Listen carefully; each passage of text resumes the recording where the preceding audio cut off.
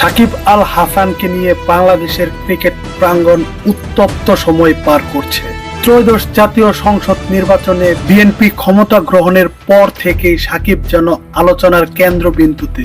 নেটিজেনদের মতে এবার হয়তো জাতীয় দলে খেলতে যাচ্ছেন সাকিব। তেমনটাই আভাস পাওয়া গেল বিসিবির পরিচালক কণ্ঠশিল্পী আসিফ আকবরের মুখ থেকে।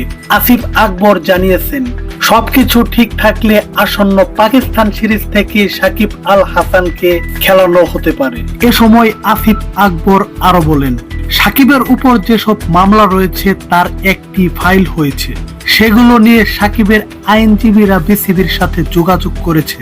খুব দ্রুত সময়ের মধ্যে এগুলো মন্ত্রণালয়ে পাঠানো হবে। তারপরের দায়িত্ব সরকারের। এদিন আসিফ আকবরের কথায় স্পষ্ট বোঝা যায় পাকিস্তান সিরিজ থেকে জাতীয় দলে খেলবে সাকিব। বিসিবি থেকেও সাকিবকে খেলানোর বিষয়ে আইনি লড়াইয়ের আভাস পাওয়া যাচ্ছে। নবনিযুক্ত ক্রীড়া প্রতিমন্ত্রী আমিনুল হক এমনটাই জানিয়েছেন। আমিনুল হক সাংবাদিকদের এক প্রশ্নের উত্তরে জানিয়েছেন, সাকিব বাংলাদেশ ক্রিকেটের সম্পদ, আমরা সেই সম্পদকে নষ্ট হতে দিব না। আইনি প্রক্রিয়া শেষে আগামী সিরিজ থেকে সাকিবকে জাতীয় দলে খেলানো হবে।